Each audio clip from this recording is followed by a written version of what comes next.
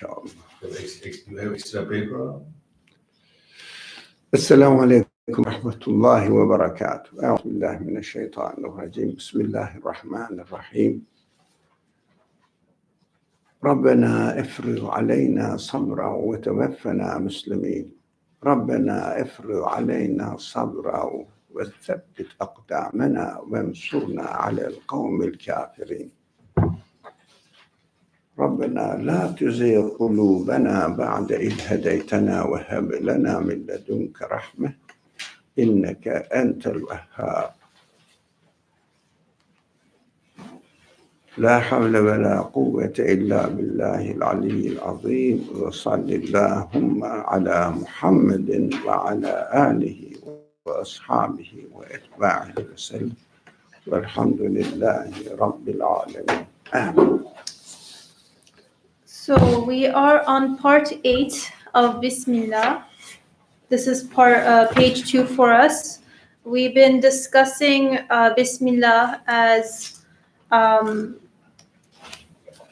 well. In particular, last week we discussed how in creation or in the existence of things, I can see for myself things that portray qualities that seem to be beyond their apparent power or what they encompass. So they showcase certain acts that are beyond their apparent capacity. And we discussed how this looks to the existing things acting in the name of something not themselves, something that must be beyond themselves. Something else. Something else. Mm-hmm. That's what the main topic that we discussed last week. Yes. So we'll be reading from the bottom of page 2, inshallah. The roots spreading through hard rock and earth and producing fruits as easily as the branches spread through the air and produce fruits, and the delicate green leaves retaining their moisture for months in the face of extreme heat, deal a slap in the mouths of naturalists and a jab in their blind eyes, saying, even heat and hardness in which you most trust are under a command.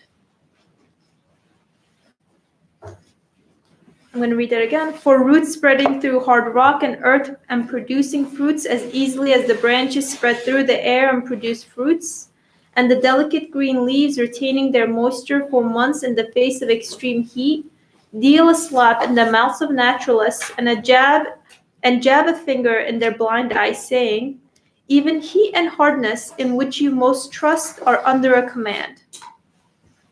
For like the staff of Moses, each of those silken rootlets conformed to the command of, and we said, O Moses, strike the rock with your staff, and splits the rock. And the delicate leaves, fine as cigarette paper, recite the verse, O fire, be coolness and peace against the heat of the fire, each like the members of Abraham, upon whom be peace. Okay. Yeah. What attracted my attention here, something I will preserve it for myself and let you say what you got out of this paragraph. Yeah, I think it continues along the same lines as last week, but it's interesting that it attracts one's attention to hardness and heat and hardness as two things that one would rely on, and using these two different particular referencing these verses to make a point that even these particular, heat and hardness might be something that I guess one feels secure with, or one can rely on as something consistent, even those things may not be, or even those things that which the quote unquote naturalists may depend on. Right here it says, "O Moses, strike the rock with your staff." So it's making a point there, even with the other examples, the apparent things, like for example the roots of the flowers, or the roots of the plants breaking through hard rock. It's saying even those, the hardness that which you trust is not dependable.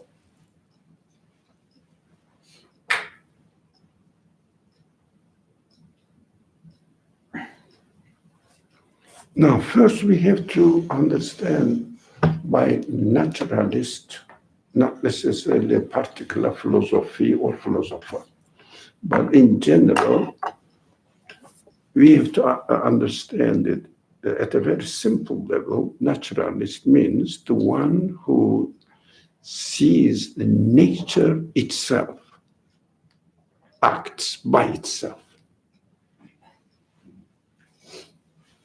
An idea which says this is nature acting on its own. Now, what we see in the order of the universe, that some interesting things attract our attention. The things themselves, we see that the things themselves do not have any choice, any will. And we see that they have no knowledge, they are inanimate beings. They cannot make any decision on their own. But if we say the source of decision and source of existence is the matter itself, then we have to see any sign in them that they have the quality to give existence, to create something, and to have some qualities which will make them decide about what they want to do in order to adjust themselves according to the requirements of the order of the universe. We see nothing. We see matter here. Wherever you put it, it is there. That's why we question whether matter itself can be the source of any choice, any act of creation, decision, etc. Knowledge, so that they will prepare for the future according to their choice. But this is appropriate for like a human being. For example, when you are driving, you say, "Oh, I shouldn't go this way, I should go this way." You make a decision because you have the power to decide. What we see in the matter, they are static as they are. It means, what do I mean by they are static? They exist as they are made in the way that they are made. They have no other option. If you put a table here, and table doesn't say or cannot say, we know that after 100 years, and I'm bored of it and I have to go and be a useful tool for others, go to the other classrooms, for example. They can't. We know that. But human beings can. We make the distinction by using human qualities as a yardstick, as a comparison. Look, I do this, but they can't. It means whatever I have, they don't have it. That is a sign to make a comparison. And as a human being, I have to make my own decisions according to my capacity. I cannot make a decision, I cannot come to a conclusion which is not within my capacity. But I have to be consistent within my capacity. As a conscious being, I see that the things, the matter itself, cannot choose, cannot act on their own. By using my human capacity, I decide matter cannot be the source of existence, cannot be the decision maker, cannot adjust itself to nature or something else, to the order of the universe. But it is organized by the one who gave them existence, by the one who holds, we use the word here, command. It means the one who caused the universe to come into existence and arranged it, and continuously rearranging the universe in a way that everything will act, everything will be in the appropriate position in order to give a result to something, because purposeful creation is going on, not haphazard, not random happenings we see in the world. Everything is under control. You can know according to the requirements of the law how they are going to act. But they can act. They cannot act by themselves. They are employed within the context of the order, how the order is arranged. It means they have to listen to the decision of the one who gave existence to the order. That's what we conclude as a human being. So I'm responsible only for my own human qualities. I cannot deny myself. I cannot go out of my skin as a human being. So I have to admit that everything is arranged by a one who is the source of existence of this order of the universe, and who is the source of existence of the universe itself, not only but including its order. That's what I conclude. So I develop my own choice accordingly, my own decision accordingly. It means I see that nothing can act by itself in the universe. Everything is under the decision, order, organization of the one who creates them, who gives existence to them. We know, very simple, again, using our own human capacity, the matter or anything, as far as we know, cannot give existence to itself. Nothing can give existence to itself. We have to establish always, whatever we do, whether we reason by ourselves, whether we follow any text or sacred text, whatever, we have to first establish the very fact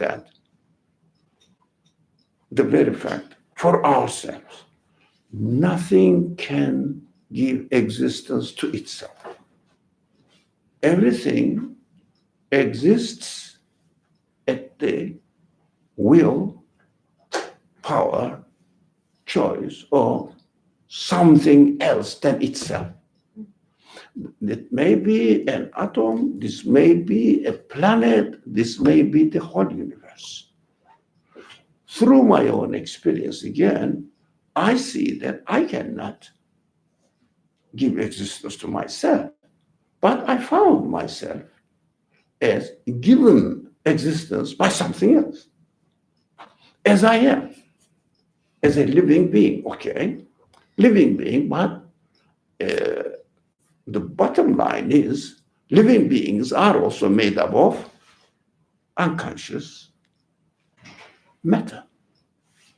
Yeah. Human senses are a different subject. We cannot really reduce the human senses, human qualities, not body qualities. Human qualities to any matter.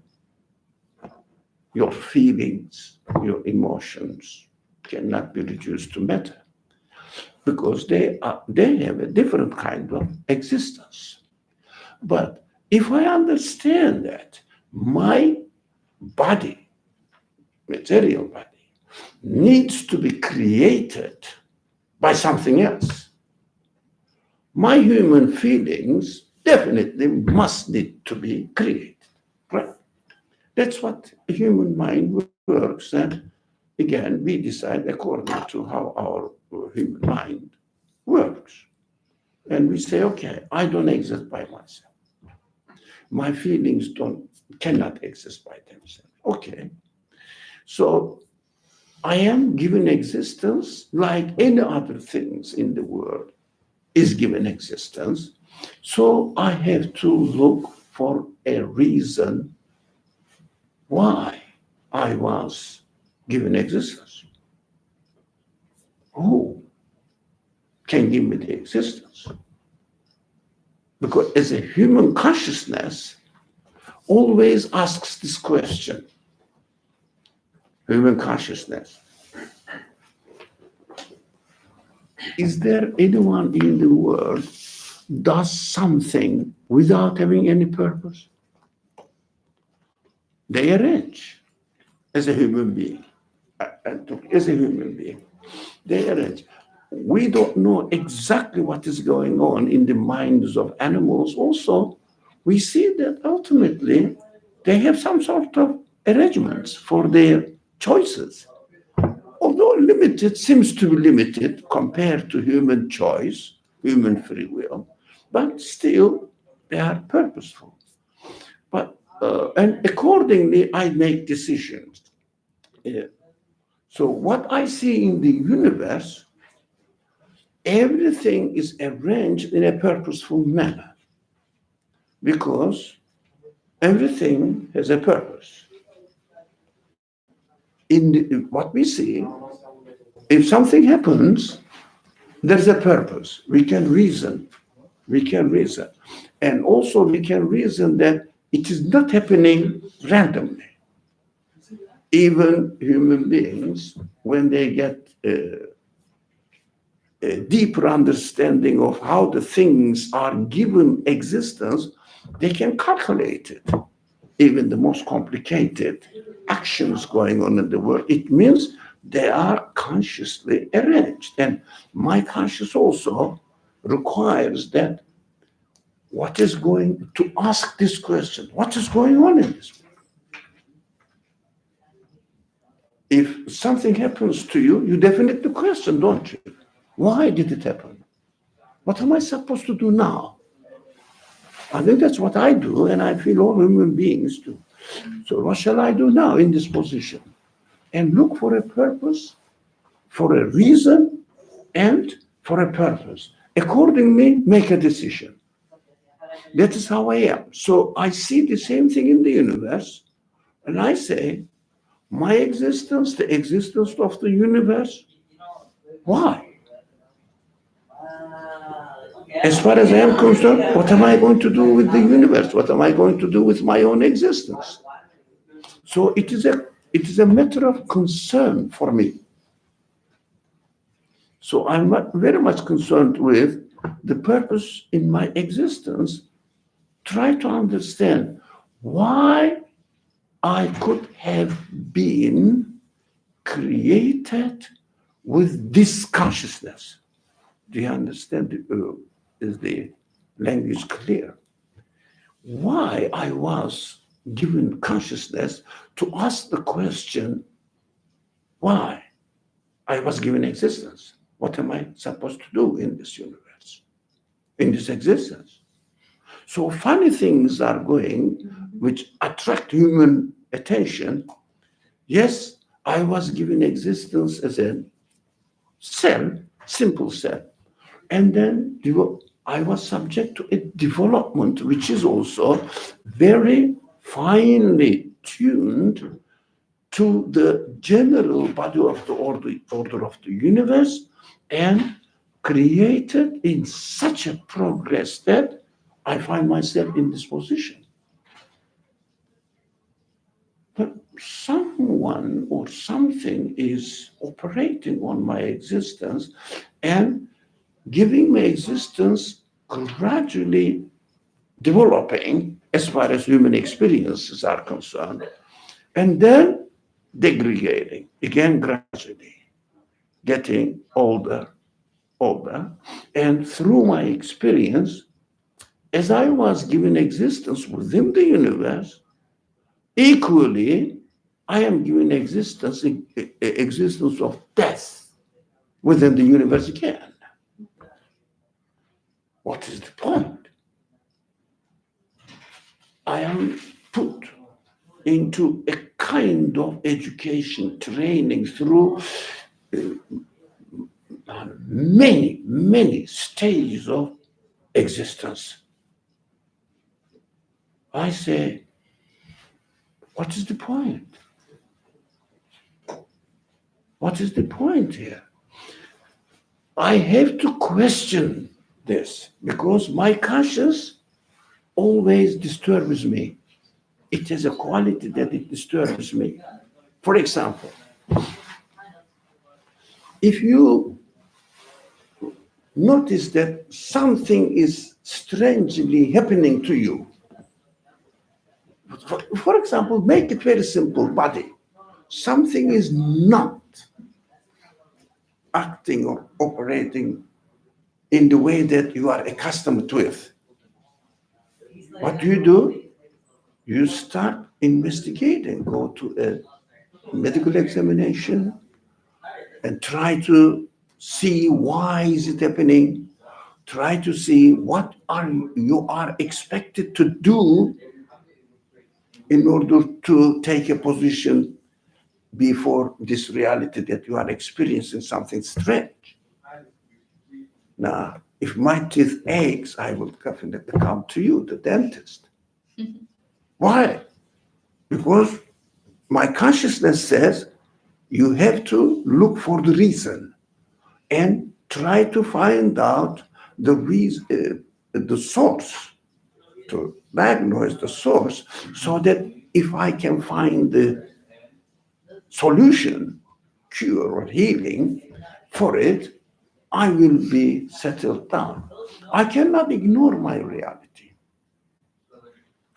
So this is the physical thing, physical side of our life. But how about our feelings, human feelings? They keep asking, why? What's happening in this world? Why am I in this position? Who's operating on me, and what is it expected of me?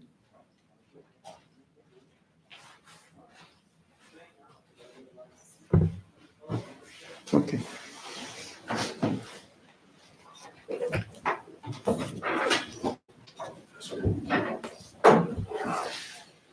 So, interestingly, the text always speaks alongside with the revelation, what some people claim, that this universe has a creator, has an owner, and he gives an answer to your questions which disturbs your consciousness. We say, yeah, I am disturbed by my consciousness.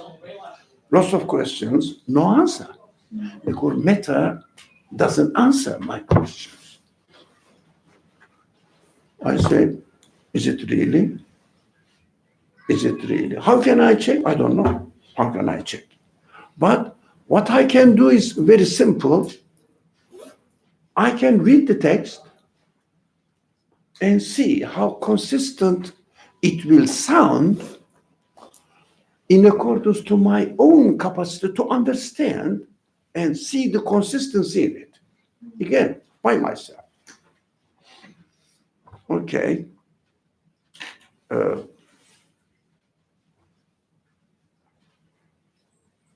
This text that the one who claimed that he received this message from the creator of the universe says, gives an example.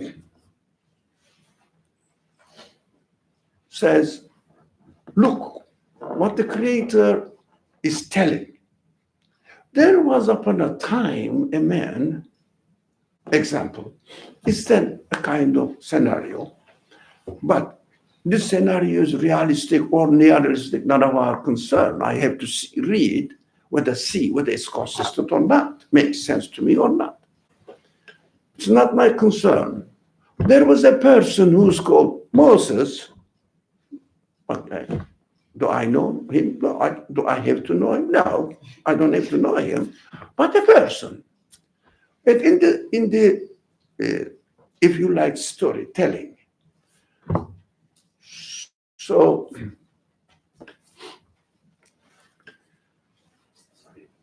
the creator gave him a tool in the story, which is called staff and stick,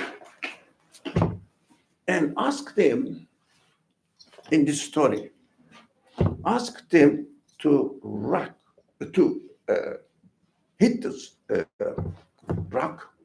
You will see that the water will flash or will burst out.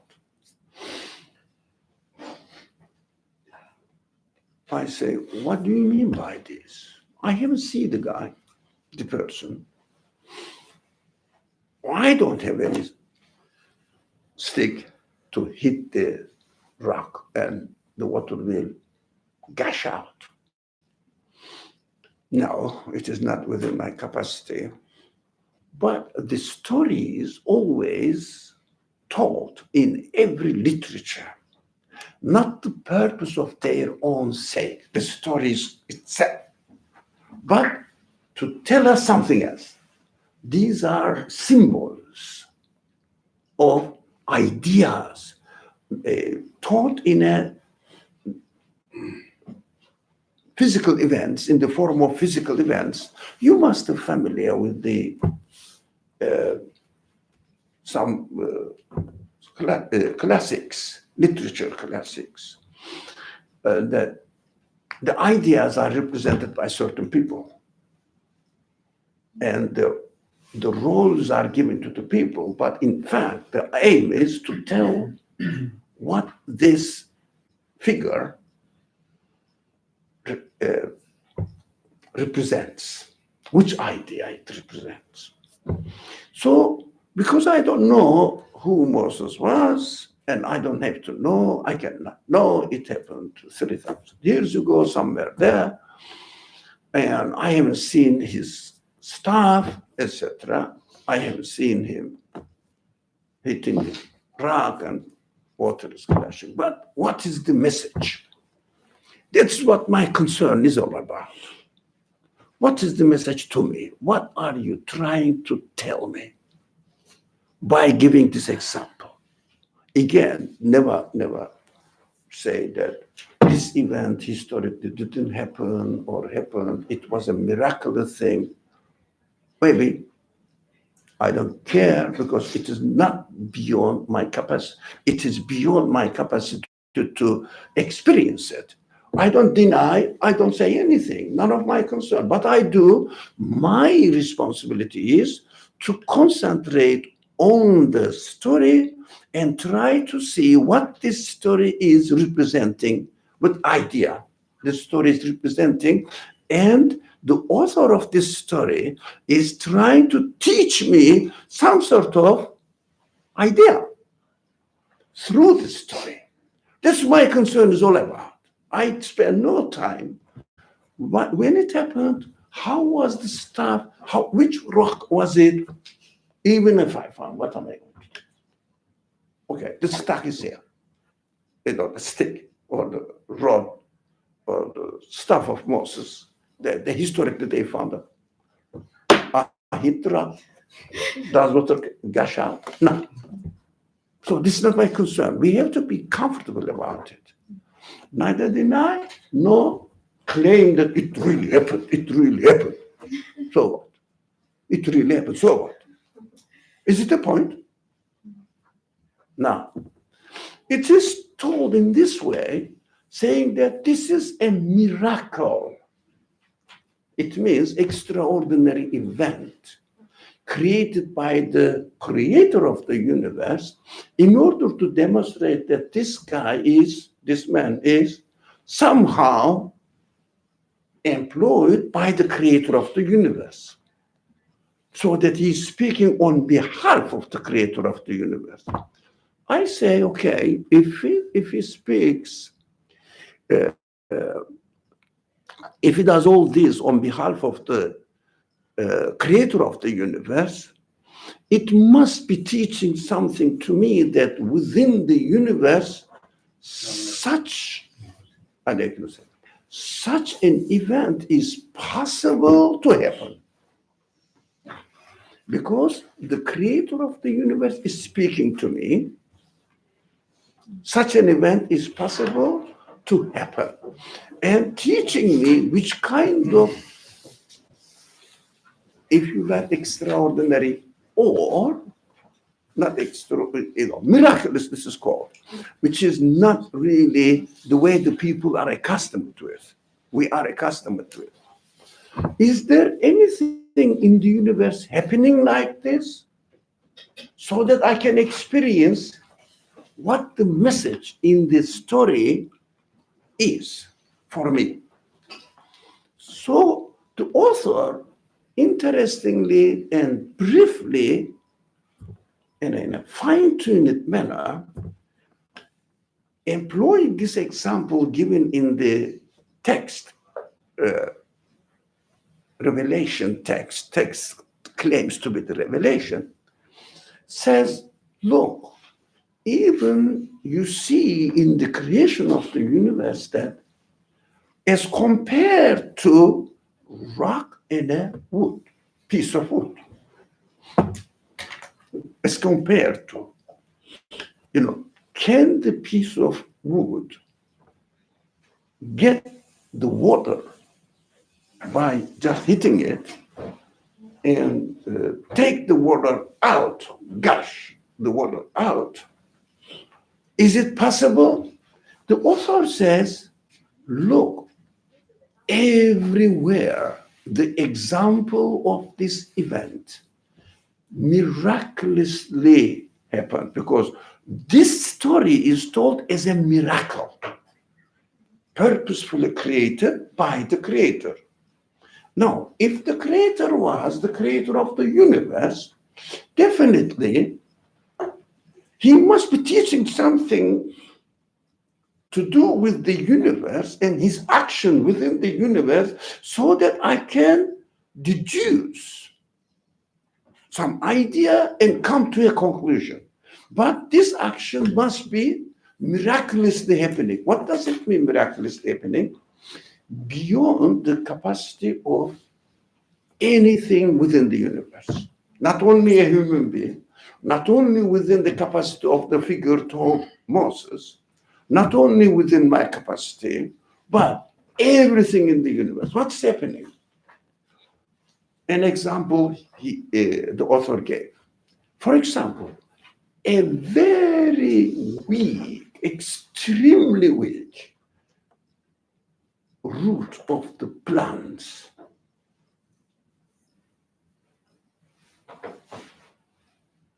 go into the rock and get the water. Can the very weak root, but not strongly, very nearly shoot wood, gets into the soil, into the rock, and takes the water? How can it do it by itself? It is exactly as the author says, and comes to the conclusion which makes sense, It is exactly as miraculous as the story tells us. A rock, put on the stick, hit on with the stick, and hit this rock with the stick, and water comes out. Look, these are the stick roots of the plants. Are the stick hitting and getting the water. This is what I can conclude that, this is, as it is taught in the text, a miraculous action, which is what? If someone does something beyond his capacity, what do you say? Oh, it's a miracle. Yeah? Okay. I was just I was just going to comment that if we look at that which is part of the order as miraculous, then it only makes sense to just call the entirety of the order miraculous. Yeah, we will come to this conclusion. That's a good conclusion, and we have to come. If the order of the universe is arranged in such a way that a very weak thing can act miraculously, it means, that's our subject, that this weak thing is not acting on its own power. Yeah? It's not acting on its own power. For example, if I go out of this building and blow on the building and the building collapses, what do you say? Beyond my capacity? Yeah? You say, oh, everybody will come and say that, please let me know what will happen to me next year by graduation. So they will expect a lot of future prophecies to tell them what they don't know. It means I am an extraordinary being. When we look at the matter, which is the part of the roots, very, very tiny roots, namely shooting roots. They have no power to crack the rock, but they are arranged in such a way that they are created in such a way that the result is obviously there that we are experiencing. It means very simple, as the author says, and tries to teach us what in the name of God means. They are not acting in their own name, with their own power, but they are created in such a way that only the will of the Creator is in operation in the universe. So, another example, again taken from the literature, the scripture tries to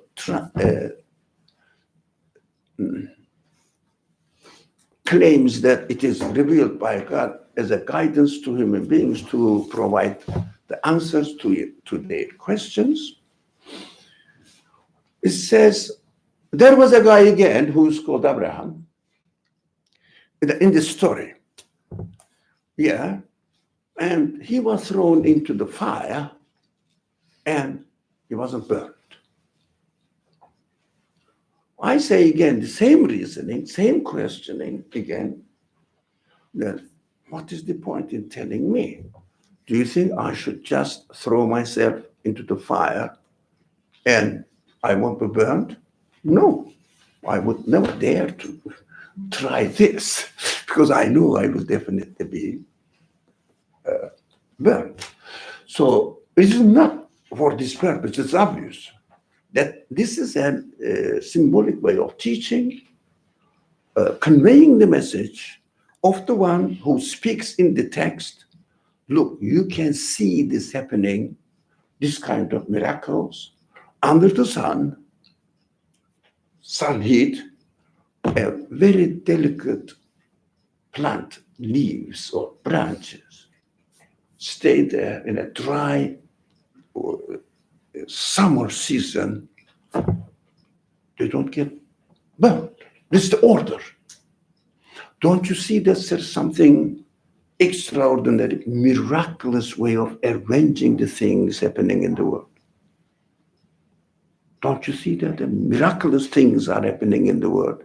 Because it is not within the capacity of the plant that they will survive under the very heavy heat of the sunlight.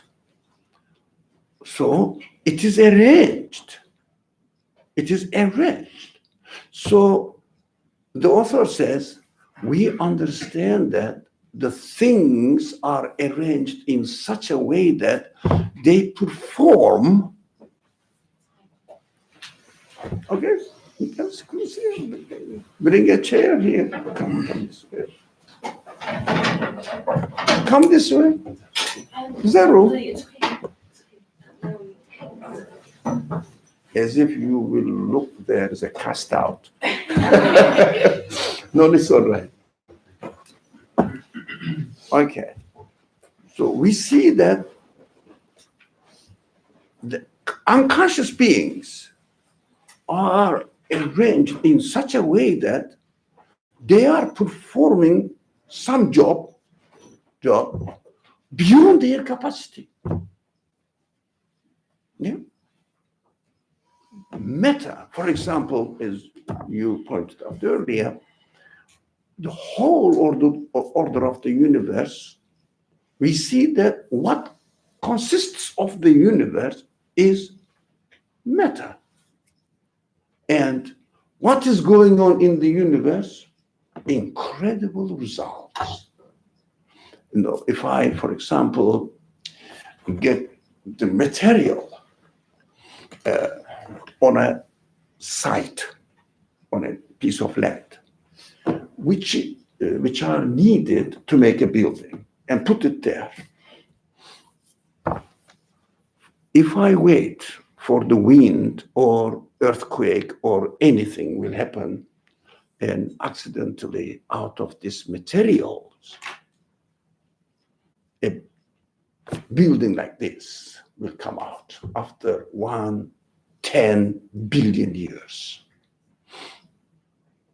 Accidentally, by themselves, by itself. Although this assumption, this example, presumes that the material exists by itself, by themselves, and the wind existed by itself, and earthquake existed by itself. Lots of things are taken for granted, but still, even so, human mind cannot imagine the electrical system of this building or water supply system of this building can be the result of accidental happenings, unconscious things. So I was in a room, very bright, lightened, lit, very brightly lit room. And I entered into a room that I'm accustomed with. Suddenly, I found the room is not as bright as it used to be. And then I wondered, just this is my very recent thought, it was simple. And I wondered, so that I closed my eyes and stayed here, dark and dark. I was in dark, closed my eyes. And then I opened it, the room looked really very bright. So I adjusts the retina or whatever they call it, or lens or whatever, I don't know the technical names at all. So adjusts itself according to the image. How does it do it? By itself. Does it have a consciousness? Does it have a free will? It is acting in the name of the creator of the order of the universe. So, in the name of the order, creator of the order of the universe, everything acts in the perfect way. If someone prefers not to accept this idea, this conclusion, says the things, the only option is the things are operating by themselves. Yeah. And they have to accept that the atoms of the eye, particles of the human body are arranging themselves in this way as a result of billions of years of development, accidental development. Although even it is accidental development, I would say, what is the source of existence of development? Developing. Yeah. What is the source of existence of action? All these questions are left behind without being answered. The things are moving, excuse me, what is the source of existence of the act of moving? No answer. The human mind cannot find an answer for this kind of questions. The universe is an order. Okay, what is the source of existence of the order?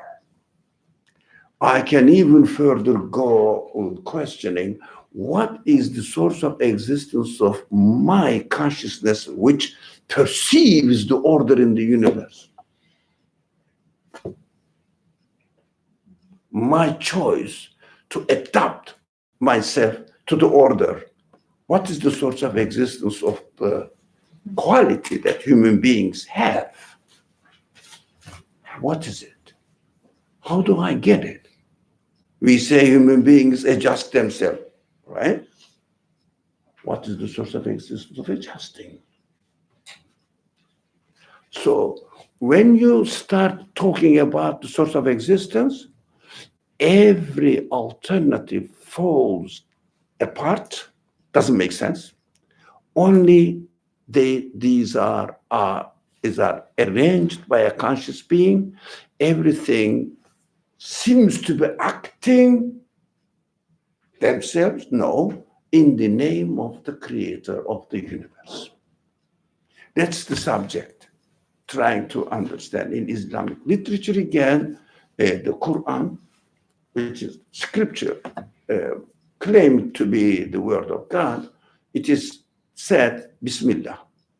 Now we are going to study the following paragraph, which says, not only human beings are expected to say, no, human existence itself says in the name of God, I exist, to human consciousness. It says I exist in the name of God. But not only human being, everything is acting, operating within the universe, not in their own name. So we don't take the word God for granted. What we say, whatever the source or origin of the existence of the universe, originated the universe to come into existence, originate the actions within the universe to come into existence, everything acts on its name. Well, this is in the common literature that human beings speak. Rather than saying its name, they say the creator's authority. Creator's authority. It was creator's choice, creator's will. So the creator in English language is called, creator of the universe is called God. So we can say God because it is in the literature that we use. Everybody's familiar with this word. It's not a strange word. But we don't hide our idea behind the concept of God.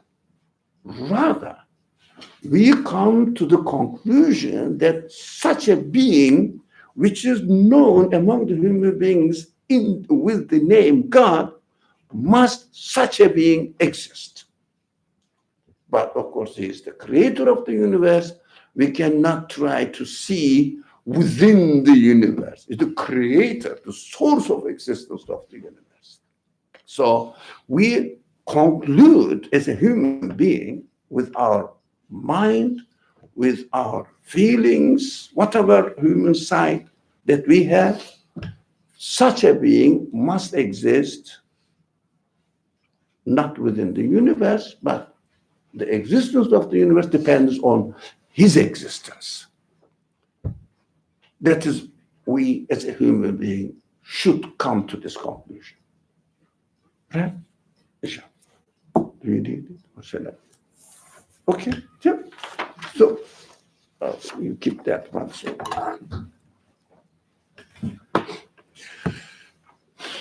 Since all things say, in the name of God, and bearing God's bounties in God's name, give them to us. We too should say, in the name of God. We should give in the name of God and take in the name of God. And we should not take from heedless people who neglect to give in God's name. Yeah, of course, it is not a physical thing that we should not take from heedless people who neglect to give in God's name, not necessarily only people. We should not get any result from anything that we think this is the source of the result. That's our responsibility. Even it may not be a human being. For example, if someone says, it is me who's helping you, you have to say, no, your creator has arranged the case.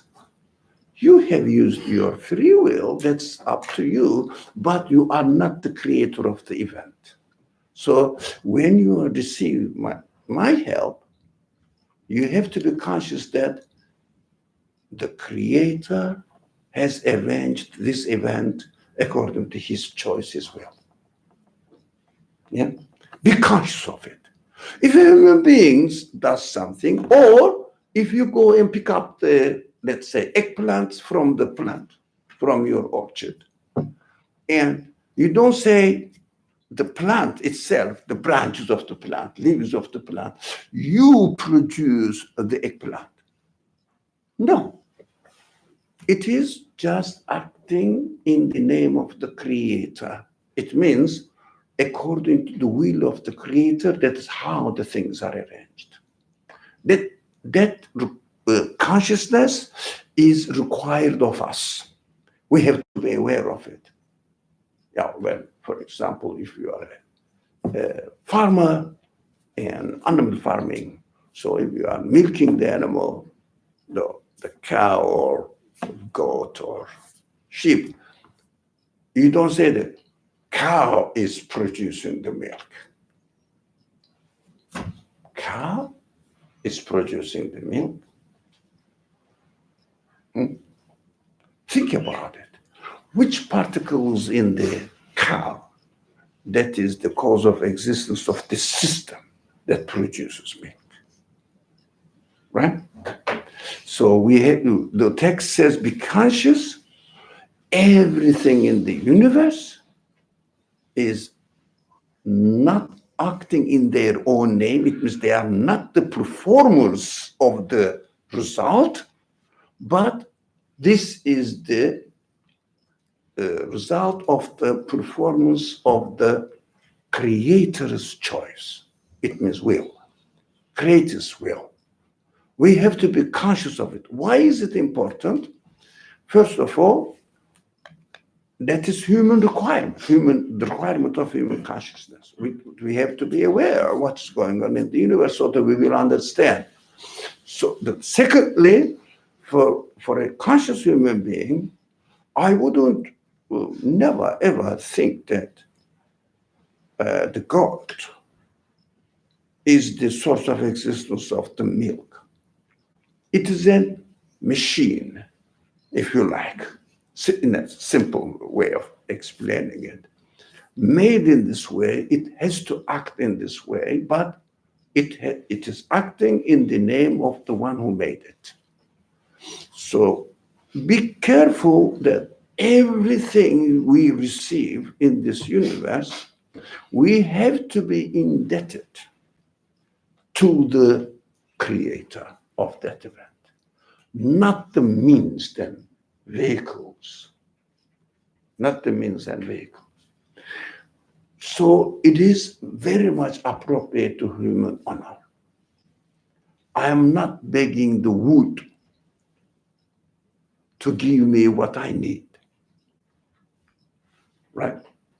I am conscious of the creator who is also my creator, that he is treating me. He is providing everything for me. So I am very gracious to my creator that he is treating me very well, in appropriate to my nature, the way he created. So it doesn't dishonor me with this understanding. And also it sounds consistent according to my reasoning, according to my feelings. Again,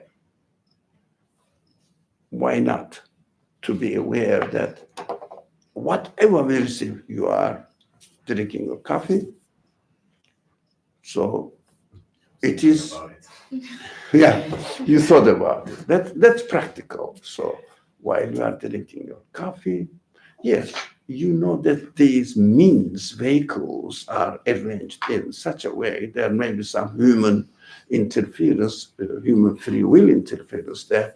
Okay, you can be thankful to the human free will, but not that this human free will is the creator. Yeah. As you enjoy it, it means you are enjoying the gift presented to you, the treatment of your creator, saying that, look, I know you and I am entertaining you. What is the point?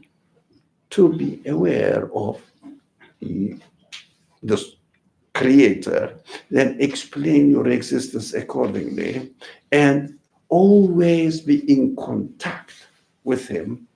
So your consciousness will not be disturbed with anything within the universe, saying that, if this didn't happen, I would never have this. No, everything is arranged. So you don't really get annoyed about the things which may happen not according to your like, but it may be dislike. You will notice that, no, my creator is deliberately, consciously creating this. This is not an accidental being. There is no accident in the universe. Everything is perfectly arranged, under control. It is not accidentally happening. You will say that, oh, by chance. No, there is no chance. Everything is perfectly arranged. Try to see the purpose in the existence of these events so that you can get the message from your creator. Either you like it or you dislike it. Everything is a message from the creator because it's consciously arranged if we are aware of it. That is why we have to be aware that everything in the universe acts in the name of the creator, God. Everything in the universe. So I can be consistent within myself, and my existence starts making sense to me. Making sense to me, I wouldn't be wondering about what is this universe for? What am I expected to do in it? Why am I giving life, existence, and plus life? And I am accustomed with this bounties and life pleasures, sources of pleasures, and then I'm taking away from it. So it really bothers everyone. It means every human being is exposed to the inevitable question, why I am given and tasted, I am let taste the pleasures of this universe or unpleasant things of this universe, but at the end, I am taken away from this universe. What is the point? So if you get the answer, you are here for a purpose. What is the purpose? What is the purpose? To get to know your creator, your source of existence, so that you will be always consciously in contact with him, get to know him. So you are being trained to get to know him better in every circumstances. So you don't get annoyed if something happens to you in the bad way. You don't really curse on the tree because the tree this year didn't give much fruit. But the wood doesn't mind, doesn't know what's going on. So you will say that what is the point in not my creator is giving fruit, not giving fruit as much as I used to have. So you have to go through training by learning how the creator's will is operating within the universe. The more we learn the creator's way of operating, the more we become familiar, acquainted with the creator, right?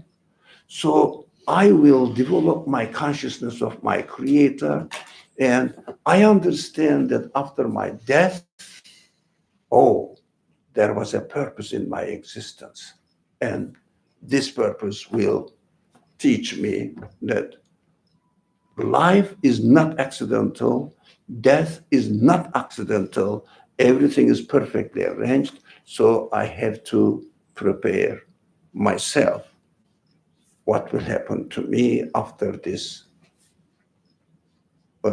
life here on earth, so that all my worries of past unknown, past which are gone, the past which is gone, and unknown future, in between I am excused. What's happening to me? Past is gone, future I know, I don't know. So what's happening to me? But because we are lost in causal chain in the existence of this universe, in the causal chain. So we think always like this. If I do this, I will get the degree. If I do this, I will get this profession, and I will buy something, and I will satisfy myself. But we don't see the ultimate cause, ultimate purpose. Ultimate purpose. Okay, you may get all of them, okay, but for what purpose? At the end, you will going to die. So it becomes all our expectations, hopes, fears, completely nonsense. But we are not frankly aware that we should ask these questions. Even we don't dare ask this question. What is happening in this world to me? Why? Whatever I do, what is the end? End result, end product. What is this? What is the end product of your life? if we don't take notice of the Creator and getting to know Him better, so making an acquaintance between you and your Creator, so that you will know what will happen to you after you are departed, taken away from this world. Even, for example, yesterday is gone. What did you do yesterday becomes meaningless today. So why should I prepare myself for tomorrow? Because 2 days later, tomorrow will be yesterday. What was the point? To get ready for the future. So human beings are puzzled in a nonsense meaninglessness if they don't accept that they are here to get to know the Creator. The life becomes meaningless. Life becomes nonsense. Although human qualities cannot accept nonsense existence. But if you don't accept the Creator, you turn into a nonsense being. It is a self-contradiction for us. That is why I see for myself that I should be consistent within myself, and I have to be conscious of my Creator, get to know Him better and better through the experience, all sorts of experiences that I am going through. I am created. So that my yesterday won't be completely lost, and my effort for tomorrow will not be completely meaningless, because the day after tomorrow also will be a lost for me. Do you want to gain, let's say in the practical terms, some money that tomorrow you will lose it? Do you get happy that you got $1 million, but you are sure that tomorrow you will lose it? Would you be happy that you got $1 million, but sure that it will be lost tomorrow? Because really, do you understand that? Really, the past experience is an excellent example created for us. We experience it and it passes. As you experience it, it passes. What does it mean? What is the point to prepare yourself for future? It will pass as well. But for the moment, I say, I am okay, but continuously trying to survive in a, I don't know the word, squeezed position between past gone, future unknown, and to be gone. Complete meaninglessness. Gone and to be gone. And I am in between. I am in between. Is there any fixed moment in my life that I can experience? But with the imagination that tomorrow I will enjoy myself, without thinking that tomorrow will be yesterday in 2 days' time. Why? We are cheating ourselves. We like to cheat ourselves. So by teaching ourselves, we turn our existence into meaninglessness. But we are dumbing ourselves. We are dumbing ourselves not to think this reality. So we have to understand there is a really clear purpose in the existence of everything. Everything is employed to declare and therefore remind me my Creator and introduce my Creator to me. I have to take the opportunity and be relaxed. Everything is not acting on in its own name, on itself, but they are employed for a purpose to teach me that I can be satisfied with my existence. Otherwise, my existence becomes nonsense. That's why to study in the name of God is very important. In the name of God. Everything, everything. That's my comment on the second paragraph. So, whether I proclaim it or not, the physical reality also demonstrates that it doesn't act in its own name. Just by virtue of me picking this up, or me walking, or doing anything, or sleeping, or my brain working in any sense, it's always in a way, declaring that it's not working in its own name. Mm-hmm. And so when I verbalize it, or when I put it to speech, in a sense, I'm aligning my consciousness with the reality that is accessible to me anyway. I'm putting them on the same frequency, if you will.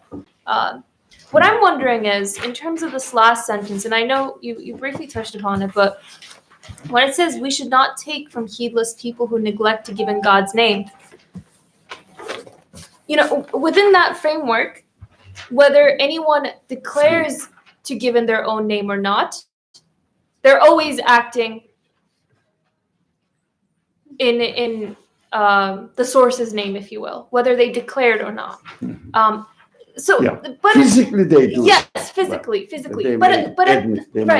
Right. So I mean, in a sense, but at the same time, and it says heedless people who neglect to give in God's name. When I interact with conscious beings, they also have the free will to declare, to do things in their own name. They choose. Yeah. They choose so, right?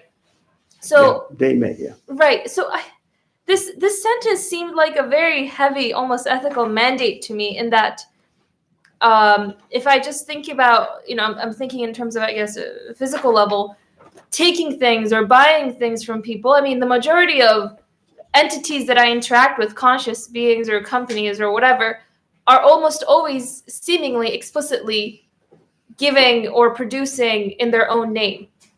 Explicitly, yeah. Right. Correct. And so if I take this as a mandate, that very much so limits, it puts a very serious limit on that which I can accept from other people with this reality in mind. Even though, of course, the first priority is in me trying to not be heedless myself and make sure that when I interact with others, I don't, whether it's manifesting a certain quality or even just giving something, that I don't do so in my own name. But, I guess my question is a practical one, in that, how do I then apply this worldview, or this, if I confirm this within myself, I, of course, don't want to take anything from someone who does so in their own name, because they're doing so with a false reality, with a truth that doesn't exist. And I don't want that. I don't want to interact with it. So, I mean, you get the question. As the author, interestingly, in an interesting way, interpreted the Quranic narrations, Moses, staff, rock, heat, green leaves, Abraham's being thrown into fire. In the example, we reason why this example is given, that although a body like me was thrown into fire and the fire did not burn the body, it means, it's an example, we theorized it, the text also theorized it, turned it into a theory. It means understanding of existence, or understanding of the universe and my own existence. He said that is a sign that fire cannot act on its own. It is under the command of the creator, choice of the creator. Now, this conclusion exactly, or this theorizing the example apply to your question. If someone says, I am the fire and I'm going to burn you, that is, I am the source of existence of this cause and effect relationship,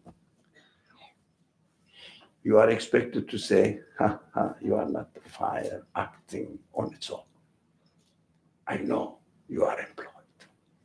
So you can free yourself from the aggressive or patronizing attitude of the people, claiming that I am the one who's helping you. You just smile at them. You can't. But if the human beings are given free will, he has chosen to give it to you or not to give it to you. He's free. But if he has chosen to give it something to you that you need, you have to be thankful, not because he is giving it, because he has chosen this option for which he was absolutely free. So using the free will in your favor, you have to thank him just preferring to use the free will in this direction rather than the other. But your consciousness is there still. The source of existence is not this man. The source of existence is not the wood. The source of existence is not the sun, etc. In a nutshell, everybody talks about cause and effect relationship. Now, I turn this phrase other way around, effect and cause relationship, we see. Because we always experience the effect. We don't experience the cause. Cause and effect is our accustomed way of interpreting the things as if they are acting on their own. There is no such thing. So effect, we always experience the result of the choice in creation. Cause is the one who has decided to give existence to the things. So within the universe, there is no cause. There is an effect. So from the effect I get, I have to come to the cause, learn it. Learn it. What do I learn? How the will of the creator is operating within the universe so that I will take my lesson in order to interact with the universe according to the order of the universe. So that is why I learn from the effect and prepare myself to have the result what I want by obeying the order of the universe, the order in the universe.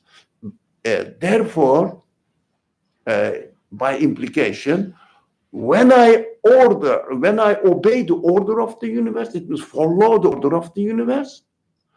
By definition, if we have this consciousness, you are obeying the will of the creator of the order. So you are always in contact with him. There is no time, there is no opportunity for us, if we keep our consciousness awake, that we can miss a point not to be in contact with the creator. But only we have to be aware that there is no cause within the universe. The universe itself as a whole is the collection of effects. Yeah. So don't say cause and effect. But effects, but we learn the effects, how they are given existence by the cause of the creator of the universe, so that we learn how to interact with the order. So that I will cook, for example, today's example was eggplant. Okay, I have been eating eggplant for maybe years, so maybe I must have missed it from my previous experience. So if I want eggplants, if I interact with the universe, but I cannot ask the creator within the conditions of this order, please give me some eggplants that I need now. Because I cannot go beyond the capacity of the universe, and I cannot go to the presence of the Creator. Creator actively tells me that study my order, you will learn how to ask me to grow eggplants, because I always act in an order, find out order. So when I am finding out order, learning it through my experience or through the experience of others, doesn't matter, again, the result of the experience again of the order. What I have to be aware, I am learning the teachings of my Creator, how to interact with him. So he says, example, very simple example. Get a seed from the plant I have provided for you and put it in the soil in that season, not every season, anytime you want. And put appropriate amount of water in it, because the order doesn't change. That's what I say. Why are we expected to obey the order of the universe? That is the only way I obey the will of my Creator and get to know Him. Through this obedience, I get to know Him. That's the only way within the universe. So universe teaches me how should I interact with the universe, so that the result will be developing my awareness of my Creator. But there are some extra supplementary help provided by the Creator. For example, scriptures give us some guidance. For example, the one who is employed to bring the scripture to us, which are called messengers, receiving the message of the Creator and providing to us, presenting to us. These are the sources to teach me how to develop my consciousness of the creation in order to be really in the quickest, the fastest way of becoming a conscious of my Creator through experiencing the universe. That's why they do certain actions, say that do these actions, have this mind setting, have this emotional atmosphere within yourself, get ready, and bodily practice it. That's what they demonstrate this. But the main teaching is in the message. Representation of this teaching within a human form is the messenger. So we have to connect with them. That's another dimension of the subject. But I didn't want to neglect them totally, because they exist within the universe. They are within my reach.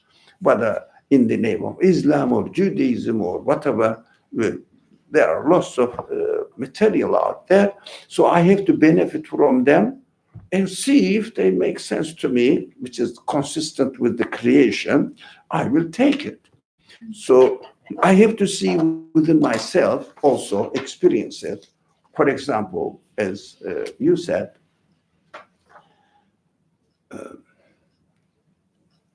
I feel the reminding that I need to be reminded. How can I remind myself? Maybe interacting with you, maybe learning some conclusions and bringing up again. Yesterday I thought this, and this was my conclusion. This was my conclusion from yesterday. So I will now, I will now remember it. What was the conclusion yesterday? Yeah. The conclusion I got, it is in my memory. What was it? I am not left alone in this universe, right? So I am not alone in this universe. Keep saying it. Remember, now I don't mind revealing my name, Ali. So Ali, remember, you thought about it and arrived at the conclusion that You are not alone in this universe. You are always with your creator. All right? Okay. I say, that was my conclusion yesterday.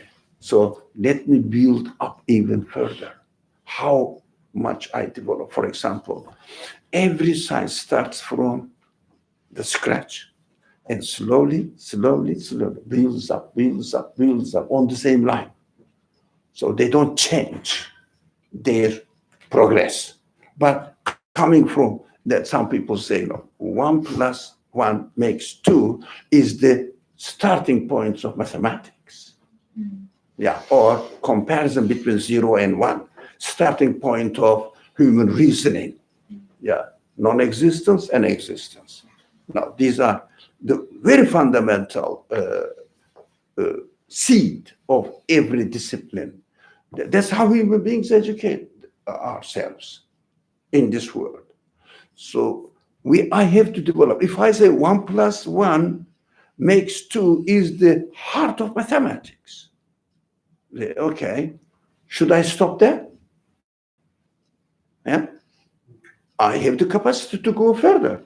If 1 + 1 makes 2, so the 1 + 2 makes 3. Develop multiplication, divisions, and integrals, whatever they call it. All that develops now. We have to develop our conclusion every time on every opportunity.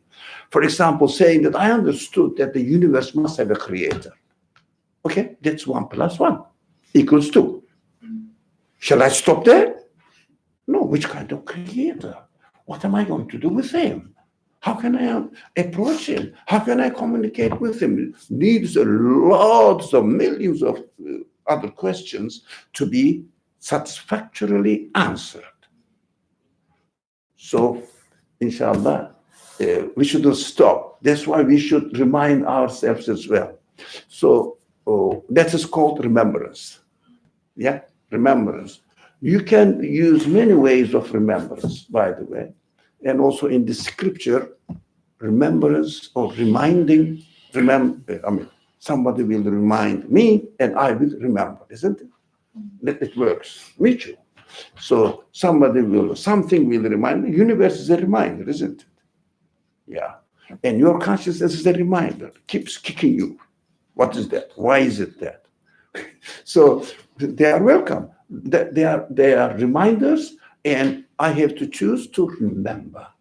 That is called in the scripture, keep remembering alive in your life.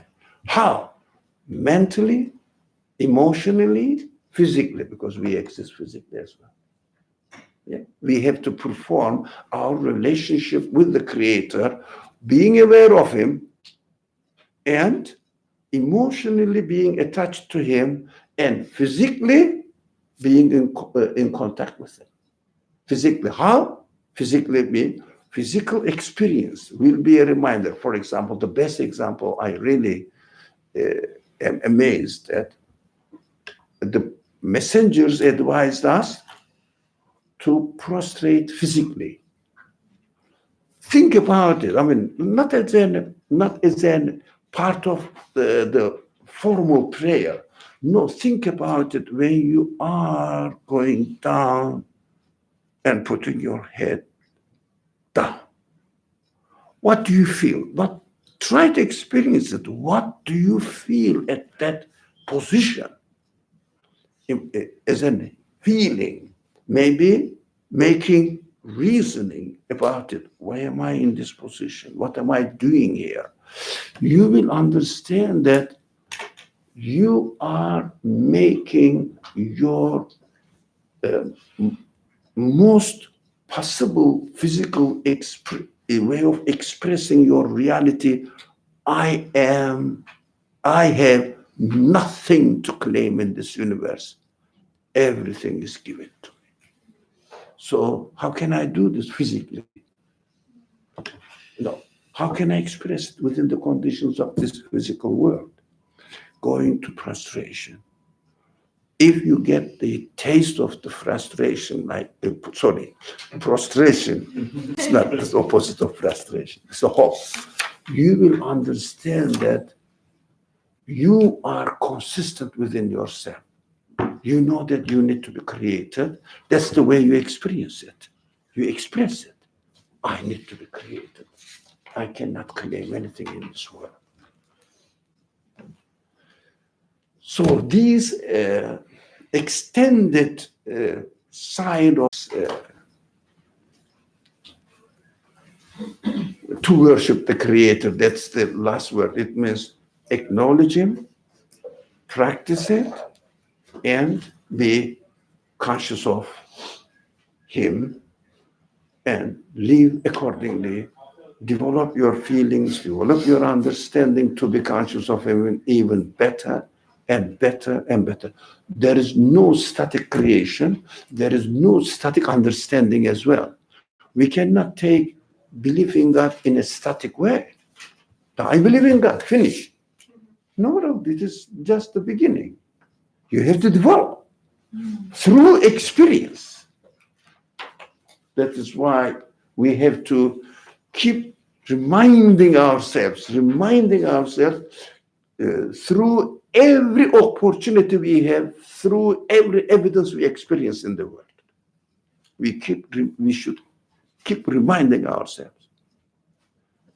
And the advice that you pointed out, don't take from those who don't give in the name of God. It means you shouldn't give anything in the name of God. If someone gives it something in their own name, you say, you are stupid, give it to me. Take it away. Okay. But don't say it to the face, but be conscious that theorizing it. Do you see what I mean? Practically, you practically take it. For example, when you need food, you go to the simple example, go to the orchard and pick up the vegetables or fruits, right? Are you taking, you are going to them and pulling up the fruit and vegetables ready for you to take up, to pick up? Are you really belittling yourself to the plant? No, physically you seem to be begging the tree or the plant, please give me eggplants, please give me eggplants. Physically seems to be, but you are a human being. You are conscious of what you are doing. You are expected to be conscious of what you are doing. You are saying, okay, give it to me in the name of your Creator. I'm taking it in the name of your Creator, not in the name of you, plant. That is consciousness. So physical interaction, taking physical something from a person, for example, going to the greengrocer and asking the greengrocer, give me a pound of eggplant. You are saying, oh, why should I beg the greengrocer? I should beg God. He is the Creator. Greengrocer is not. No. While you are getting the plant from the greengrocer, you will, shopkeeper. You must be aware that he is not the one who has created it and giving it to you. Your Creator is giving it to you. That's the way your Creator taught you how to get the eggplant from the greengrocery shop. That's the Creator taught you. Okay, you are obeying the Creator's will while you are buying it. But if you are the seller, you have to be conscious of it. If you are the buyer, you cannot really impose anything on the seller because we cannot impose anything on other people. Maybe reminding if they are ready to listen. Inshallah. Thank you very much. So inshallah, from the question, we will start next week, page 3. Bismillah ar-Rahman ar-Rahim. Subhanaka la ilma lana illa ma 'allamtana innaka antal alim hakim. Wa akhiru da'wahum alhamdulillahi rabbil alamin. Inshallah, I'll see you Monday, next Monday. Yeah? Assalamu alaikum.